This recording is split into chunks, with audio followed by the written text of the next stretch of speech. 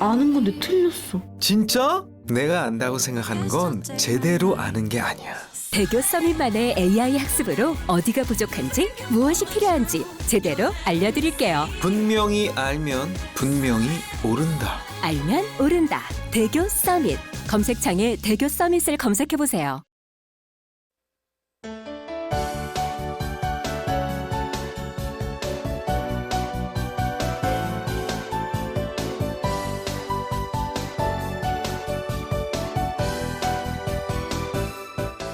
건강한 아침 황선숙입니다.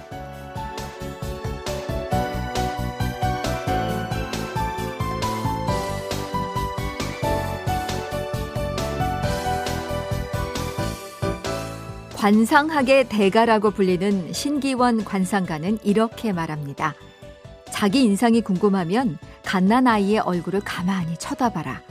아기는 인상 나쁜 사람을 보고 절대 웃지 않는다. 아기가 울면 내 인상이 나빠졌구나 생각하면 된다.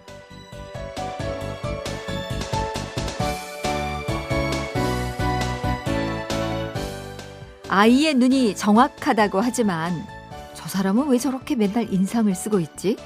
저분은 인상이 참 편안하고 좋네. 우리 눈에도 다 보이죠. 겉으로 티내진 않아도 인상 찌푸린 사람하고는 오래같이 있고 싶지 않고요. 밝은 인상으로 맞아주는 사람과 인사를 나누면 하루를 기분 좋게 시작하게 되잖아요. 좋은 인상, 다들 가지고 싶으시죠? 그러기 위해서 무엇보다 기를 살려야 한다고 하는데요. 기를 살리는 최고의 방법은 많이 웃는 것이라고 합니다. 당연히 혼자 억지로 웃음을 쥐어짜는 것보다는 좋은 사람들과 함께 나누는 웃음이 훨씬 좋다고 하고요. 오늘도 저희가 여러분의 기 팍팍 살려드릴 수 있도록 건강한 정보와 소식들 열심히 전해드릴게요. 많이 웃으세요. 8월 4일 수요일 건강한 아침 출발하겠습니다.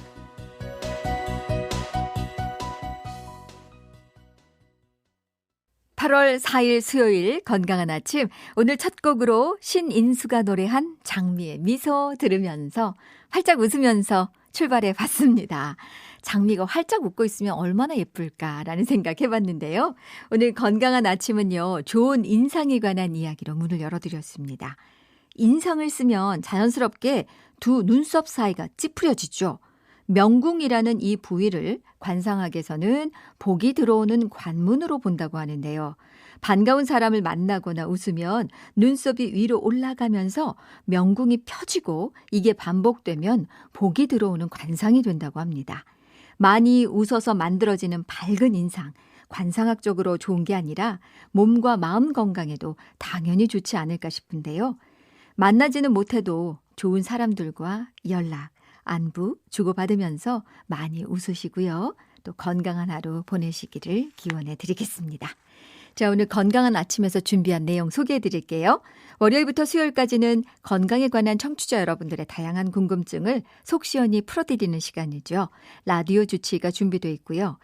또 수요일마다 노년 내과 관련 질환에 대해서 자세히 알아보는 9988 건강 길라잡이도 준비하고 있습니다. 전문 약사가 들려주는 우리가 몰랐던 약 이야기까지 준비하고 있는데요.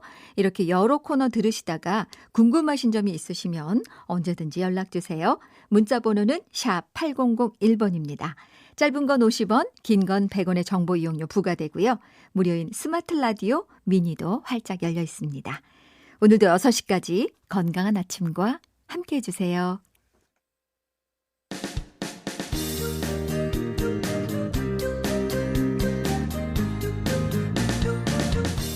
건강에 대한 궁금증을 풀어드립니다. 라디오 주치의.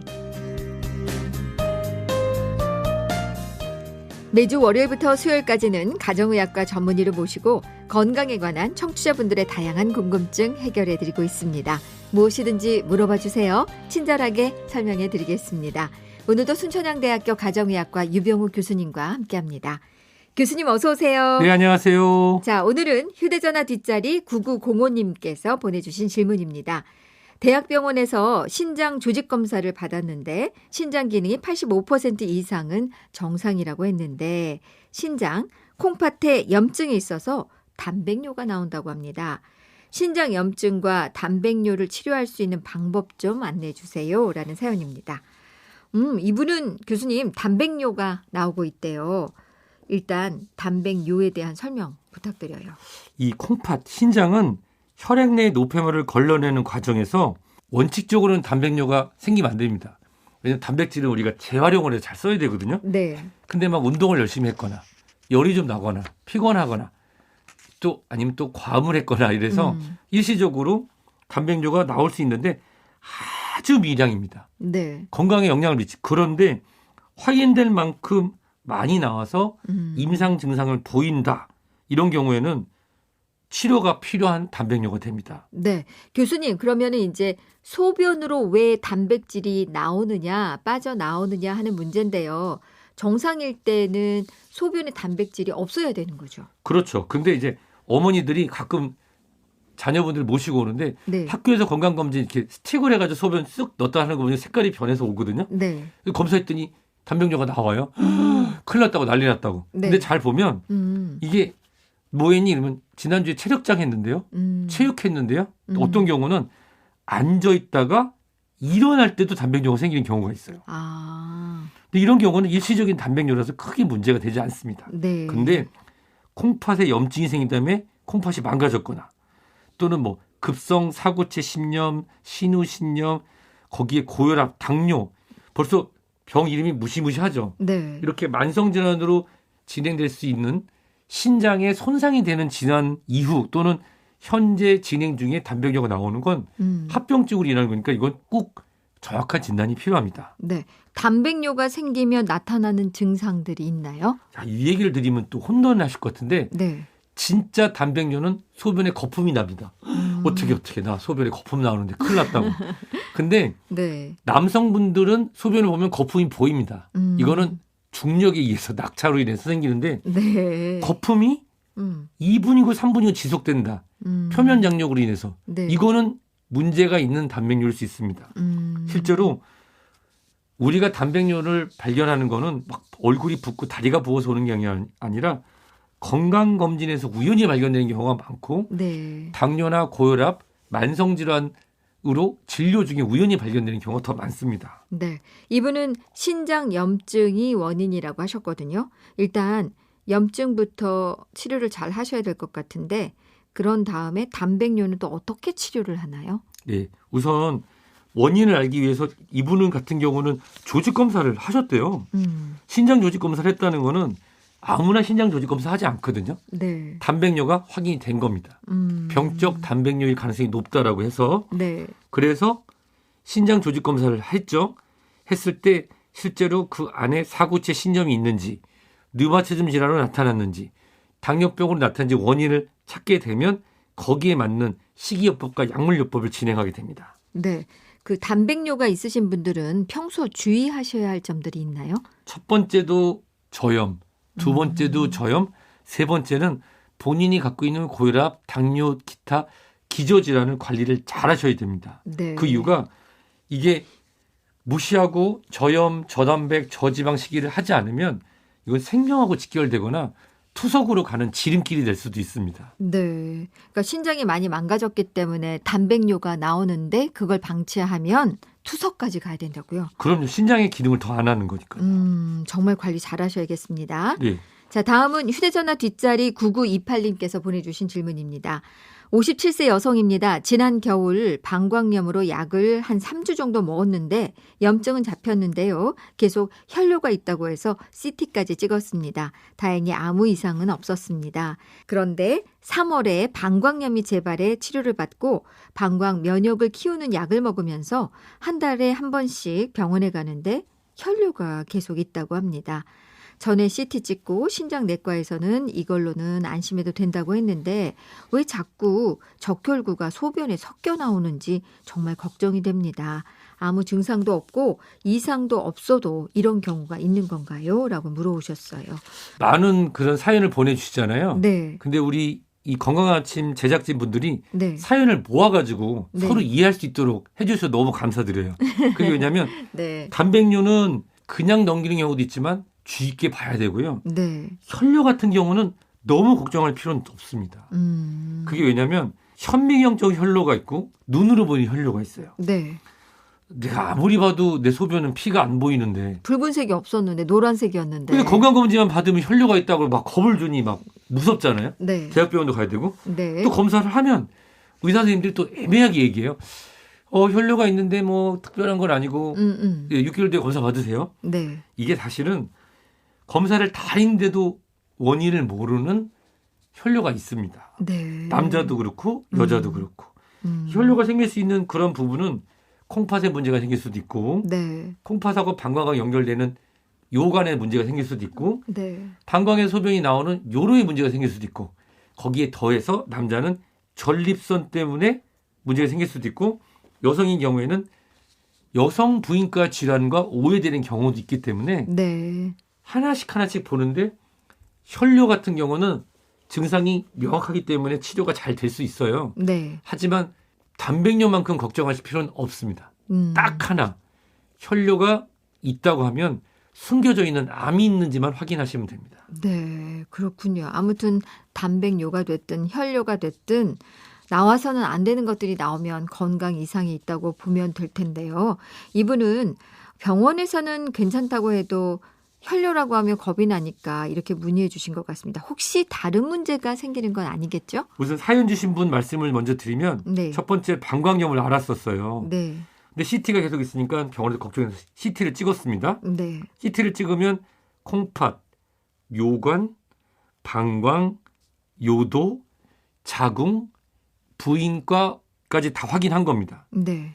그리고 혈뇨가 계속 나온다. 이거는 원인 없이 계속 나오는 거거든요. 네. 하지만 만약에 남자 35살 이상 담배를 피셨거나 벤젠 등 화학물질에 노출돼서 일하시는 분들 이런 분들이라고 하면은 이게 방광암이나 그 위에는 암일 수도 있습니다. 네. 그래서 그런 경우에 따라서는 좀 더 검사가 진행되면 되고요.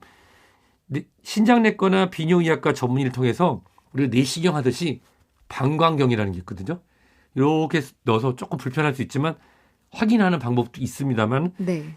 오늘 사연 주신 분 같은 경우는 3개월에서 6개월에 한 번씩 주치의 선생님 방문해서 소변 검사만 하시면 될 것 같습니다. 네, 알겠습니다. 이 방광염이 재발이 잦다고 하는데 이 잦은 방광염 때문일 수도 있으니까 계속해서 증상이 있다면 3개월에 한 번씩 비뇨기과 검진을 한번 받아보시는 게 도움이 된다는 말씀이셨습니다.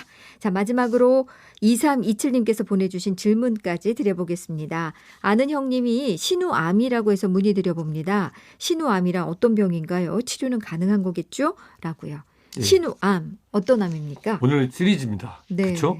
이제 담배니로 시작해서 혈뇨가 왔다가 이제 신우암이 왔는데 네. 신우암 조금 낯설지만 우리가 신우신염은 많이 들어보셨을 거예요. 네네. 신우신염은 즉 콩팥 신장에 신우라고 하는 데가 있어요. 네. 신우라고 하는 게 콩팥에서 소변이 만들어져서 쭉 지나가는 관 같은 겁니다.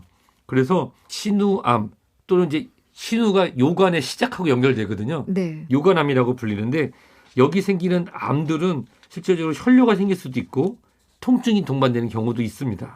신우암이면 어떤 증상들이 나타나는지 통증 외에? 통증에다가 네. 또 열이 나고 붓는 경우도 있고요. 혈뇨가 아주 특징인데 이게 현미경으로 보이는 혈뇨가 아니라 정말로 나는 소변을 봤는데 네. 마치 누가 변기에다 콜라를 따라 붓는 듯한 검붉은색이 쏟아져 나올 수도 있습니다. 그리고 2차적으로는 부종도 나타날 수 있고 식욕부진과 체중 감소가 같이 나타날 수 있습니다. 네. 조금은 신우암 하면은 조금 생소한 암같이 느껴지는데요. 신우암이 생기는 원인은 어디에 있어요? 이 원인이 방광암하고 아주 유사한데요. 네. 담배 그리고 염료와 가죽 제품을 다루시는 직장을 가지신 분들에게 많이 발생한다고 합니다. 네. 대부분 이제 소변 검사로 진단을 받게 되나요? 그렇죠. 일단은 증상을 보이고 통증도 있고 열도 나고 어떤 경우 옆구리에서 뭐가 만져지고 그리고 소변에서 피가 많이 나오는 상태라고 하면은 초음파나 CT 또는 배설성 요로 조영술이라는 걸 통해 가지고 확인하게 됩니다. 네. 이 신우암이면은 뭔가 우리가 다른 거에 비해서 이 신우 콩팥은요. 혈액으로 돼 있는 것 같거든요. 그래서 수술할 때 괜찮은지 좀 궁금해요. 수술은 네. 신장 하나를 다 제거합니다. 그렇죠. 네, 신장이 두 절제할 수가 개인데 없을 것 말씀드린 같아요. 것처럼 요관이라고 하는 부분이 이제 콩팥에서 소변이 지나가는 길이거든요. 네. 거기가 이제 신우가 모여서 되는데 네. 실질적으로 그 부분이 암이 발생을 하면 막혀서 소변이 안 나와요. 그러면 역류하게 되죠. 네. 세균이 자랄 수 있으니까. 그리고 말씀 주신 것처럼 옆에 혈관이 많이 발전되기 때문에 네. 빠르게 제거하고 항암 치료와 동시에 우리가 방사선 치료를 같이 진행하게 됩니다. 네, 그렇군요. 이 신우암을 예방하려면 특별히 신경 써야 하는 게 있어요? 금연입니다. 이미 이거는 원인이 밝혀진 게 네. 담배에서 나오는 화학물질, 그리고 염색 작업을 하시는 그런 벤젠유를 다루시는 분에 발생한다고 하니까 네. 그런 환경에서 근무하시는 분들은 개인 피복을 잘해서 피부에 닿지 않게 하고 그다음에 금연하시는 게 가장 중요합니다. 네, 오늘은 비뇨기과 관련된 질문들이 많았습니다. 단백뇨, 혈뇨, 신우암까지 알아봤습니다. 닥터유 퀴즈 내주시죠. 네, 이 콩팥에 생기는 암 종류인데요. 이 소변이 만들어져서 가는 그 부분입니다. 요관이 연결되는 이 부분에 생기는 암을 세 글자로 무엇이라고 하나요?입니다. 정답 아시는 분은 문자 보내주세요. 문자번호 샵 8001번입니다. 짧은 건 50원, 긴 건 100원의 정보 이용료 부과됩니다. 우리들의 라디오 주치 순천향대학교 가정의학과 유병우 교수님과 함께했습니다. 건강하세요. 행복한 인생의 첫 번째 조건, 건강. 건강을 생각하신다면 바로 오늘부터 들어주세요. 여러분의 건강을 위한 현명한 선택, 건강한 아침 황선숙입니다. 평일 아침 5시 5분, 주말 아침 5시 기다리고 있겠습니다.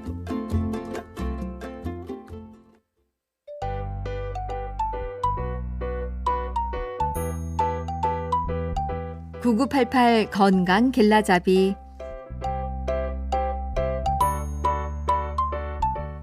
매주 수요일 이 시간에는 노년기 내과 관련 질환에 대해서 집중적으로 들여다보는 시간입니다. 오늘도 연세대학교 의과대학 김광준 교수님과 함께하겠습니다. 교수님 어서 오세요. 네, 안녕하세요. 청취자 여러분들의 다양한 궁금증들 오늘도 교수님 앞으로 온 사연들이 많이 쌓여 있습니다. 자, 첫 번째 상담은요. 휴대전화 뒷자리 5052님께서 보내주셨어요. 저는 72세 된 사람입니다. 몇 년 전부터 소변을 볼 때 한참 뜸을 들이고 힘을 주어야 되고 찔끔찔끔 자주 끊기고 아주 약하게 나옵니다. 병원에 가서 피검사와 초음파 검사를 했는데 별 이상은 없는 것 같고 방광이 아주 약해서 그렇다고 하네요. 약을 먹어도 차도가 없는데 어찌해야 되는지 알려주세요. 라는 사연입니다. 교수님 어르신들에게 소변에 관한 문제가 정말 잘 생기시는 것 같고요. 노화가 돼서 그런 건가 이런 사연들 정말 많이 접하게 됩니다. 이 빈뇨나 잔뇨 증상은 아니시고요. 이 소변을 볼 때 많이 힘드신 것 같은데 어떤 상태로 보이세요? 네, 이렇게 이제 소변을 볼 때 불편함을 느끼는 분들은 딱 연세가 60대면 60%, 70대면 70%, 80대면 80%입니다. 네. 정말 많은 분들이 고민하시는 건데요. 네. 그중에 역시 한 7, 80%는 전립선 비대증이 가장 흔한 이유입니다. 근데 이제 전립선 비대증이 없다라고 얘기하는 게 사실은 조금 어폐가 있는 게 네. 전립선은 무조건 나이가 들어감에 따라서 커지기 때문에 비대증은 있을 겁니다. 근데 그게 심하지 않다고 생각하셔서 네. 병이 없다라고 이분은 이제 생각하실 수 있는데 사실은 가랑비에 옷 젖는다고 네. 전립선의 크기가 조금이라도 커진 상태로 계속 오랜 기간 동안 노출이 되다 보면 결국은 방광에서 소변이 나와야 되는데 네. 소변이 나오는 길목을 전립선이 막고 있으면서 방광 근육에 문제가 생기게 됩니다. 네. 그런 상태에서 방광 근육이 약해지게 되면 힘을 줘가지고 소변이 겨우겨우 나왔었는데 힘을 줄 때 소변을 짜주는 근육이 나이가 들어감에 따라서 약해지게 되면 소변이 더 안 나옵니다. 네. 그래서 결국은 이분은 방광 무력증이 생긴 걸로 보여지고요. 네. 이 방광 무력증은 관리를 잘하지 않으면 나중에는 굉장히 고생하실 수 있기 때문에 네. 초기부터 잘 관리를 받으시는 게 좋겠습니다. 그러면은 이제 시작은 전립선 비대증으로부터 시작돼서 방광의 근육이 약해지는 거예요? 8, 90%는 전립선 비대증이 원인이고요. 네. 나머지 1, 20% 정도는 그냥 나이가 들어감에 따라서 혹은 방광 자체의 뭐 문제, 예를 들면 네. 감염이라든지 이런 것 때문에 네. 방광 근육에 문제가 생기는 겁니다. 약을 복용해도 차도가 없다고 하셨어요. 이럴 때는 어떻게 치료를 해야 되는 이거는 거예요? 두 가지 의미가 있는데요. 네. 약을 잘못 썼거나 혹은 약의 용량이 부족할 가능성이 높습니다. 그래서 우선적으로는 방광 근육을 수축시키는 걸 도와주는 약제와 네. 방광에서 소변이 나오는 거를 편하게 해줄 수 있도록 방광 괄약근이라고 하는 쪼여주는 부위를 좀 느슨하게 해주는 방광 괄약근 이완제를 쓰게 될 텐데 네. 그 약을 잘 조절을 해서 쓰셔야 아마 효과가 있을 겁니다. 그러고도 안 되면 그 다음에는 수술적 조치를 한다든지 아니면 소변 줄을 꼈다가 뺐다가 하는 식으로 훈련을 해야 됩니다. 아, 그렇군요. 보통 우리가 괄약근이라고 하는 거를 조절할 수 있는 운동, 여성분들은 뭐 케겔 운동 네. 이런 거 있잖아요. 이분 방광이 근육이 약하게 될 때도 이런 운동이 필요해요? 물론이고요. 사실은 케겔 운동이라고 하는 거는 단순하게 여성분들의 뭐 질, 뭐 자궁 이런 데만 도움을 주는 게 아니고요. 네. 항문부터 시작해서 하복부에 있는 여러 개의 근육에 다 영향을 주기 때문에 남성분들도 케겔 운동하는 거는 배뇨장애에 있어서도 도움이 많이 됩니다. 네. 근데 이제 방광 근무력증까지 진행이 된 분들은 케겔 운동만으로는 회복이 어렵고요. 네. 굉장히 오랜 기간 동안에 반복해서 방광 근육 재활 운동을 하셔야 되는 거고 네. 이건 굉장히 전문적인 분야고 이거에 맞도록 비뇨기과와 재활의학과 쪽에서 프로그램이 구성이 돼 있기 때문에 적절한 병원에서 관련된 진료를 받으시는 게 필요합니다. 네, 빨리 적절한 치료를 받으셔야 될 것 같습니다. 자, 다음은 게시판으로 박진규님께서 남겨주신 질문입니다.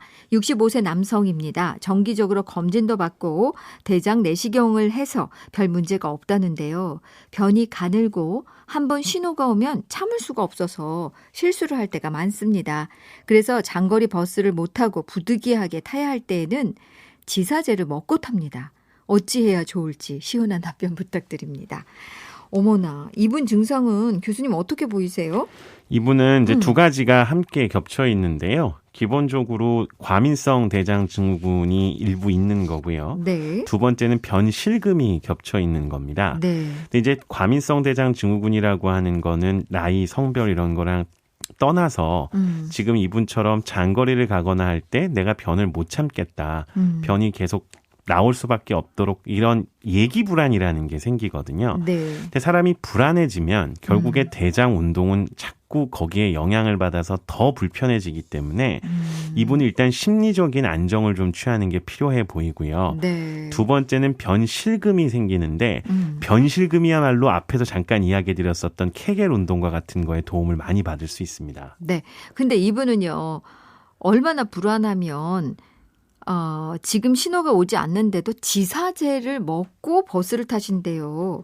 이렇게 하셔도 괜찮은 거예요? 네, 사실은 지사제를 드시는 것보다는 네. 과민성 대장 증후군에 맞는 약제를 드시면 됩니다. 그 과민성 대장 증후군의 약제 중에 지사제도 있기 때문에 네. 적절하게 본인의 몸 상태에 맞추어서 정확한 처방에 근거해서 약을 드신다 그러면 상관이 없는데 네. 그냥 임의로 지사제를 계속 드시다 보면 악화됩니다. 네. 왜냐하면 과민성 대장 증후군은 지사제만 먹는다고 해서 좋아지는 부분이 아니고 네. 장기간 지사제를 썼을 때는 오히려 장내의 점막이라든지 장내 세균의 불균형을 유발할 수가 있기 때문에 그건 권하지 않습니다. 네. 그러니까 약간 과민한 장을 갖고 계시니까 거기에 맞는 처방을 받으셔야지 이렇게 변실금, 변이 가늘고 한번 신호가 오면 못 참는다고 해서 지사제를 임의적으로 복용하셔는 절대 안 되겠네요. 네. 그러니까 이게 변이 가늘다라는 얘기가 무슨 얘기냐면 네. 우리 몸속에서 변의 굵기가 어느 정도로 나오게 되는 이유는 장에서 적절한 양의 대변을 만들어낼 수 있는 충분한 시간이 있기 때문에 그렇게 굵기가 주어지는 거거든요. 네. 근데 변이 가늘다는 얘기는 그만큼 시간이 부족한 거고 본인이 빠르게 변을 봐야 되는 상황이 생기니까 변이 커지기 전에 미리 나오는 겁니다. 그러니까 이거는 네. 다른 사람에 비해서 굉장히 장이 과민하니까 조금만 장이 차도 불편해서 변을 보려고 하거나 네. 불안해지니까 시험 공부하기 전에 막 긴장하고 그러면 변 보러 가가지고 변 보면 제대로 나오지도 않고 변 굵기도 얇게 나오고 어떨 땐 설사 나오고 그런 거랑 거의 비슷한 거거든요. 네. 그래서 이분은 일단 과민성 대장 증후군에 대한 걸 확인을 하셔야 되는 거고 네. 참을 수 없다라는 게 변이 실질적으로 나오는 거를 조절해주는 항문이 제대로 기능을 못하는 건지 아니면 과민성 대장 증후군 때문에 가스가 차고 물처럼 묽어져 있기 때문에 참고 싶어도 못 참고 나오는 건지를 또 구별하셔야 되거든요. 근데 이 나이에서는 네. 대부분 과민성 대장 증후군이 주된 원인입니다. 네, 그렇군요. 똑같은 증상이어도 다르게 보여지는 두 가지가 함께 있으니까 어떤 건지부터 정확하게 아셔야 되는데 과민성 대장 증후군에 대한 치료를 적절하게 받으셔야 될 것 같습니다. 네. 자, 마지막으로 홈페이지 게시판으로 이은천님께서 남겨주신 질문까지 드려볼게요. 저희 장인 어르신께서 갑상선 암 완치 후 얼마 전 림프암 전이 판정으로 뒷머리 종양 수술을 받으시고 1차 항암 치료까지 받으셨습니다. 너무 체력이 소진되고 입맛이 없어 식사를 못하고 계시는데요. 앞으로 총 4회에 걸쳐서 항암 치료를 받아야 하는데 이 상태로는 도저히 안 될 것 같아 다른 좋은 치료 방법이 없을지 여쭤봅니다. 자식 입장에서는 항암 치료를 중단하고 식사를 즐겁게 하며 지내시는 게 오히려 좋은 선택이 아닐까 싶어서요. 참고로 저희 장인 어른은 84세이시며 체중은 60kg 정도이신데 항암 치료로 계속해서 몸무게가 줄고 있습니다. 라는 사연입니다. 교수님, 어르신께서 항암 치료를 받는 게 쉬운 일이 아니실 텐데요. 혹시 병원에서 항암 치료를 할 수 있는지 없는지 판단하시는 기준 같은 게 따로 있어요? 네, 이거는 명확하게 이제 기준이 있고요. 제일 기본적으로는 환자분들의 거동 능력 같은 것들을 통해서 이제 외국이랑 우리나라에서 공통적으로 1단계부터 4단계까지 나눠놓은 기준이 있습니다. 잘 걷고 식사도 잘 하시고 일상생활하는데 크게 문제가 없는 분들을 1단계라고 하고 누워만 계셔야 되는 분을 4단계라고 하면 네. 4단계인 분을 치료 안 합니다. 1단계, 2단계는 대부분 치료를 하고요. 네. 3단계인 경우에는 고민을 하죠. 그렇게 고민을 해야 되는 상황에서는 노인분들의 경우에는 노인 포괄평가라는 걸 통해서 네. 노쇠지수라는 것과 그분이 가지고 있는 영양 상태, 생활 수행 능력 같은 것들을 평가해서 치료 여부를 결정하는 기준들이 다 있습니다. 그렇군요. 기준이 있다고 하시는데 아무튼 지금 항암 치료를 계속 받을 수 있다는 전제하에 치료를 시작하신 것 같긴 하거든요. 항암 치료를 하면 식사를 잘 못하시는 이유가 체력의 문제일까요? 아니면 그 항암 치료의 문제일까요? 이거는 세 가지를 얘기하는데요. 네. 첫 번째는 암 자체 때문에 그렇습니다. 암 자체가 네. 암 세포에서 분비하는 여러 가지 안 좋은 물질들이 있습니다.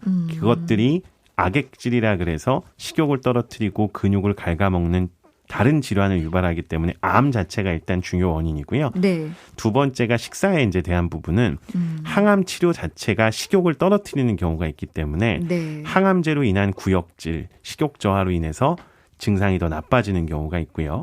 세 번째는 저희가 보통 이야기하는 심리적인 요소입니다. 네. 항암 치료를 받고 암 때문에 계속 기력이 없다 보면 음식을 먹고 싶은 의욕조차 없어지게 됩니다. 네. 그래서 원래는 이 세 가지가 훨씬 중요한 거고요. 예. 그러다 보면 체력이 떨어지고 체력이 떨어지면 누워만 있고 누워만 있으면 식사하기가 싫고 이런 식의 악순환이 시작되는 거라고 보시면 됩니다. 그렇군요. 사위분께서는 지금 어르신의 상태가 많이 걱정이 돼서 항암 치료를 계속 하시는 게 맞는지 물어오셨거든요.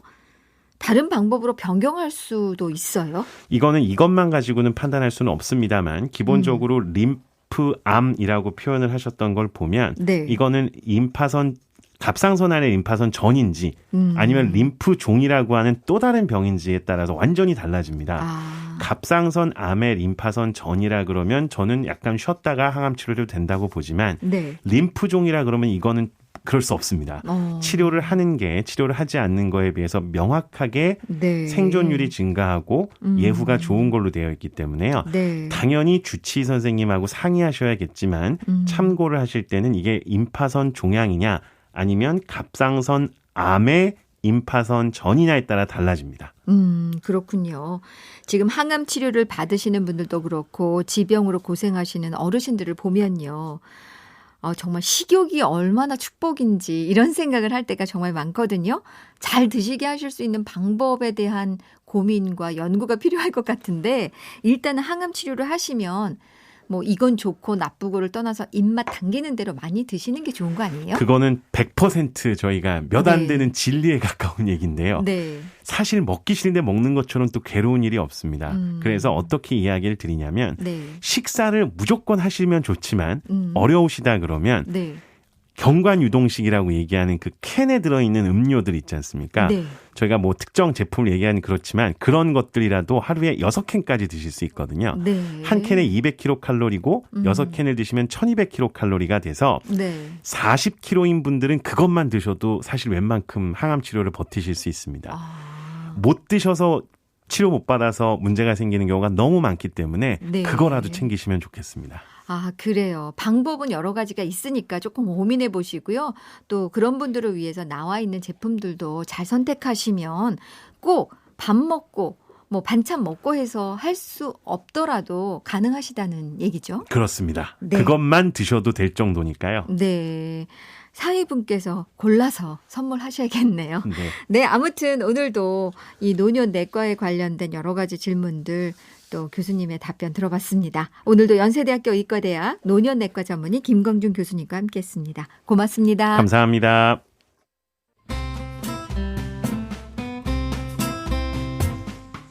우리가 몰랐던 약 이야기.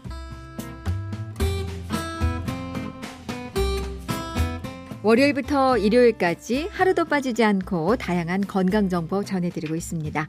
매주 수요일에는 우리가 몰랐던 약 이야기 소개하고 있는데요. 오늘도 대한약사회 정재훈 약사님과 함께하겠습니다. 약사님 어서 오세요. 안녕하세요. 지난주 이 시간에는 곤충 기피제 제대로 알고 쓰기에 대해서 말씀해 주셨는데 오늘은 어떤 이야기 해주실 건가요? 네, 지난주에 이제 기피제 말씀을 드렸지만 네. 그래도 또 기피제 안 바르고 나가서 물릴 때가 있죠. 많죠. 그래서 이제 벌레 물린데 또 약을 안 바를 수는 없으니까요. 네. 벌레 물린데 바르는 약 이야기입니다. 네, 물리기 전에 미리 기피제 바르면 좋은데 꼭 물리고 나서 후회한단 말이에요. 모기에 일단 물리게 되면 엄청 가렵잖아요. 안 긁고 싶어도 자꾸 긁게 되는데 그거 왜 그런 거예요? 아주 쉽게 설명드리면요. 네. 모기가 물 때 이제 모기 침을 이제 거기에 항응고 성분이 들어있어가지고 사람이 피가 굳을 수 있잖아요. 굳으면 이제 자기들이 들여 마시기 어려우니까 네. 항응고 성분이 들어있는 침을 주입하게 되는데 기본적으로 이 침이 사람 침이 아니잖아요. 네. 그러니까는 면역 반응이 나타나가지고 피부가 이제 부풀어 오르고 간지럽고 이제 그런 증상이 나타납니다. 모기가 우리 피부에 침 발라놓은 거라고 생각하면 되겠네요. 네. 자, 그럼 모기에 물렸을 때 제일 먼저 어떻게 해야 하나요?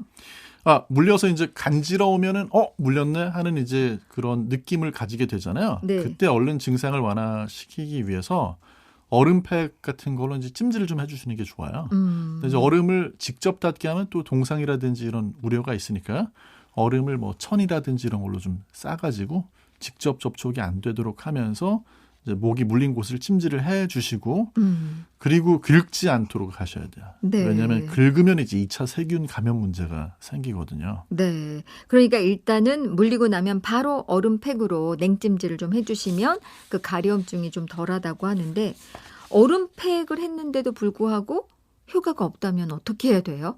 그런 경우가 있죠. 네. 이제 그 경우에는 참지 마시고 얼른 모기 물렸을 때 곤충한테 물렸을 때 바르는 약을 그때는 써주셔야 돼요. 네. 그러니까 이제 이게 순서가 좀 반대로 된 경우가 상당히 많더라고요.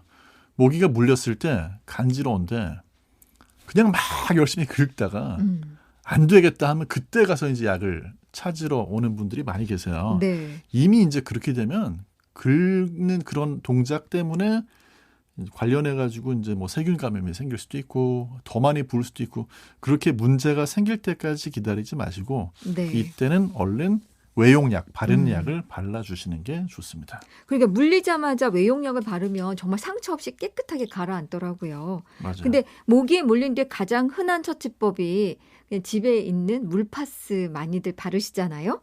네. 일반 물파스는 이렇게 모기에 물렸을 때 효과가 있는 거예요? 네, 일반 물파스도 효과가 있긴 있습니다. 이제 왜 그러냐면 거기에 보통 이제 시원한 느낌을 주는 그런 성분들이 많이 들어있고요. 네. 그런 성분들 중에 이제 뭐 살리실산 메틸이라든지 멘톨 이런 성분이 들어있는데 이런 것들이 다 반대 자극제라고 그래가지고 네. 그 느낌이 워낙 강하다 보니까 간지러운 느낌이 좀 줄어들 수 있어요. 그런데 이제 아무래도 일반 물파스에는 벌레 물렸을 때 바르는 이제 벌레 물린 데 바르는 물파스에 비교해가지고 네. 간지러움 완화시켜주는 약 성분이 좀 적게 들어있어요. 아. 그러니까 이제 뭐 모기나 벌레 물린 다음에 바르는 그런 물파스 전용 제품에는 네. 항히스타민제라든지 국소 마취제 같은 성분이 들어있어가지고 좀 이제 간지러운 거를 더 효과적으로 가라앉혀주고 빨갛게 부어오른 게 조금 더 이제 가라앉는 그런 효과가 더 나타납니다. 네, 물파스 같이 생기긴 했는데 벌레 물린데 전용해서 네. 바를 수 있는 네. 그러니까 이 물린데 바르는 약이 나와 있더라고요. 맞습니다. 그러면 모기에 물렸을 땐 당연히 전용 제품을 사용하는 게 훨씬 더 좋겠네요. 그게 더 낫죠. 네. 물론 이제 어떤 분들은 물파스로 뭐 여기도 바르고 저기도 바르고 하시니까 그렇게 쓰실 수도 있는데 사실은 이제 그 벌레 물린데 바르는 그런 제품들 전용 제품들은 네. 이름 자체가 아 이거 벌레 물린데 바르는 거구나 네. 그렇게 지어놨어요 제약회사에서. 버물땡 뭐 이런 네. 게 돼 있더라고요. 네 맞아요. 네. 그래서 아 이거 이름을 딱 보니까 이건 어디다 바르는지 알겠다는 그런 약들이 있거든요. 네. 네, 그런 약들이 아무래도 효과는 더 좋습니다. 벌레 물린데 바르는 약 사용 방법은 어떻게 되나요? 아 일단은 벌레 물린 곳에다만 발라주셔야 되고요. 네. 그다음에 이제 하루에 한 최대한 서너 번 정도 사실은 그거보다 조금 더 쓰신다고 해서 문제는 없는데 네. 그래도 바를 때는 그 벌레 물린 데 위주로 해서 발라주시고 만약에 이걸 썼는데도 어떤 분들은 한 뭐 5, 6일 동안을 썼는데도 증상이 전혀 완화가 안 되고 더 심하게 붓거나 하는 경우가 있거든요. 네. 그런 경우는 이제 의사 약사하고 상의를 해보시는 게 좋습니다. 네. 이 벌레 물린데 바르는 약에는 어떤 성분들이 들어있는 거예요? 아 일단 제일 많이 들어있는 성분 중에 하나가 국소 마취제예요. 그래서 이제 바르면은 그 네. 바른 부위가 살짝 마취가 되는 겁니다. 간지러운 증상을 못 느끼게 되는 거고요. 이게 또 이제 경우에 따라서는 화상 치료할 때도 마찬가지로 국소 마취제 들어있는 약을 쓸 수도 있고요. 네. 그리고 이제 그거 말고 다른 항히스타민제 같은 성분들이 또 추가로 들어있죠. 마취제 성분이 소량 들어 있었군요. 네. 근데 이제 주의사항이 하나가 뭐가 있냐면요. 국소 마취제가 들어있는 게 너무 많이 발랐을 때는 접촉성 피부염이 생기는 경우가 있어요. 아. 그리고 이제 거기에 들어있는 국소 마취제가 대체로 안전한데 네. 너무 지나치게 많은 양이 흡수됐을 때는 전신적으로 큰 문제를 일으킬 수도 있거든요. 예를 들어서 뭐 심장 쪽에 문제라든지 경련이 나타난다든지 아주 심하게는 사망도 생길 때가 있어요. 어떤 경우냐면요. 네. 온몸에다가 물파스를 잔뜩 바르고 아. 그 상태에서 막 붕대를 칭칭 감고 운동을 하게 되면 네. 약이 흡수가 되지 말아야 되는데 너무 몸이 뜨거워지잖아요. 흡수가 돼서 그런 사망까지도 갈 수 있으니까 네. 약은 아껴서 바르시는 게 좋습니다. 네. 모든 약이 그래요. 네. 자, 그 밖에 또 어떤 성분들이 벌레 물린데 바르는 약이 들어있을까요? 이제 그 다음에는 항히스타민제가요. 보통 우리가 먹는 항히스타민제만 생각하시잖아요. 네. 그 똑같은 항히스타민제 성분이 들어 있습니다. 그래서 발라줘도 이게 효과가 있거든요. 예. 그래서 이제 항히스타민제 성분이 들어 있고 그리고 이제 아까 물파스에 들어 있는 그런 반대 자극제. 그래서 자극을 너무 세게 줘가지고 그로 인해서 오히려 이제 진통 효과를 내는 그런 성분도 들어 있고 또 경우에 따라서는 이제 그런 걸로도 효과가 없을 때는 가벼운 스테로이드가 들어있는 제품도 있어요. 그래서 이제 일반적으로 벌레 물린 데 바르는 약을 사용을 해도 간지러운 게 좀 심하다. 네. 그런 경우 약국 가서 말씀하시면은 이제 히드로코티손이 들어있는 그런 네. 이제 가벼운 스테로이드 제품을 권할 때도 있습니다. 네. 그리고 약사님, 보통은 이제 물파스 같은 그 벌레 물린데 바르는 약도 있지만 이게 색깔 나는 칼라민이라고 하나요? 네네. 하얗게 분홍색이 나는 것 같기도 하던데 네. 그것도 간지러움에 굉장히 효과가 있더라고요. 실제로 도움이 돼요. 네. 이제 거기에 산화아연이라는 성분이 들어있는데요. 네. 그 산화아연 성분은 약하지만 항균 작용도 있고 그 다음에 이제 수렴제라고 그래가지고 피부를 조금 이렇게 당기는 느낌을 주면서 그 간지러운 것도 줄여주지만 진물이 나거나 할 때 이제 그 진물을 조금 줄여주는 효과도 있거든요. 그래서 네. 그것도 바르시면 도움이 됩니다. 그래서 약간 많이 긁어서 진물이 날 때 이게 더 효과가 맞아요. 있던 기억이 있습니다. 자, 그런데 똑같이 모기에 물려도요. 어른보다 아이들이 더 잘 물리고 더 가려워하잖아요. 아이가 모기에 물렸을 때는 특별히 뭘 써야 해요? 아이들 전용 제품 쓰셔야 돼요. 아. 이제 일단은 아이들이 더 잘 물리는 거는요. 네. 아이들이 체격은 작지만 열심히 뛰어다니잖아요. 야외에서. 열이 많이 있죠. 네. 뛰어다니니까 안 그래도 열이 많은데 피부 체온이 더 높아요. 어른보다. 그러니까 모기가 감지하기가 좋죠. 그런데 물리고 나면 또 어른들보다 면역 반응이 더 활발하니까 네. 더 많이 간지러서 더 많이 또 긁거든요. 네, 그래서 어른들은 사실 물려본 모기에 또 물리는 경우가 많다 보니까 네. 좀 익숙한데 아이들은 이제 더 많이 간지러울 수 있고 그래서 아이들의 경우에는 참지 말고 이제 가려움증을 자꾸 긁는 거로 이제 해소하다 보면은 2차 세균 감염이 생기니까요. 얼른 네. 약을 발라주는 게 더 좋습니다. 그러면은 어떤 제품을 사용해야 되는 거예요? 일단 어른용으로 쓰시면 안 되세요. 네. 이제 그걸 잘 모르는 경우가 많이 있으신데요. 왜 그러냐면 어른들 물파스나 또는 이제 벌레 물렸을 때 바르는 제품에는 캄파라고 하는 성분이 들어있는데 이게 이제 생후 30개월 이전 아이들한테 쓰면 경련을 일으킬 수도 있어요. 이제 물론 아주 조금 썼을 때가 아니라 쓰다가 지나치게 많은 양이 흡수됐을 때 이제 그런 문제가 생기겠죠. 네. 그래서 아이들, 어린이용에는 이 성분이 안 들어갑니다. 그래서 어린이한테는 어린이 전용 제품을 사용을 해주시고, 그 다음에 이제 어린이 제품에는 아무래도 피부를 보호해주는 그런 뭐 덱스판테놀 같은 보습 성분 같은 게 추가적으로 들어있기 때문에 네. 어린이 전용 제품 사용하시는 게 가장 안전합니다. 그리고 너무 가려워한 모습을 보고 모기 가려움증에 붙이는 패치가 있다면서 붙여두던데 이런 것도 효과가 있는 거예요? 네, 이것도 약이기 때문에 효과가 있고요. 그 약이 네. 발려져 있어요? 네, 약 성분이 거기 들어있습니다. 그리고 이제 약 성분 자체 농도로 봤을 때는 바르는 제품보다는 사실 살짝 덜 들어있어요. 네. 왜냐하면 혹시라도 흡수가 더 많이 될까봐. 근데 이건 이제 저도 사실 쓸 때가 있거든요. 너무 네. 간지러울 때 붙여놓으면 아무래도 덜 긁게 되고 신경이 네. 덜 쓰니까.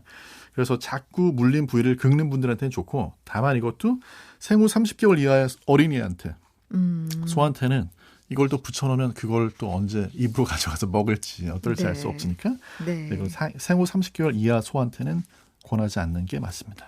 똑같은 모기용 물파스처럼 생겼는데 의약 외품인 제품도 있다면서요? 네, 이제 그런 제품에는 벤잘코늄 염화물이라고 그래가지고요. 소독약 성분이 들어있어요. 근데 이제 이게 뭐 약간의 효과는 있지만 약에 비하면 가려움증을 완화시켜주는 효과가 떨어지기 때문에 가급적이면은 그런 의약 외품보다는 일반 의약품으로 표시된 제품을 사용하시는 게 더 낫습니다. 네, 이렇게 바르는 이제 모기 그 가려움증에 바른 약을 발랐는데도 불구하고 심해지는 경우에는 다른 처방을 조금 받아야 되는 거 아니에요?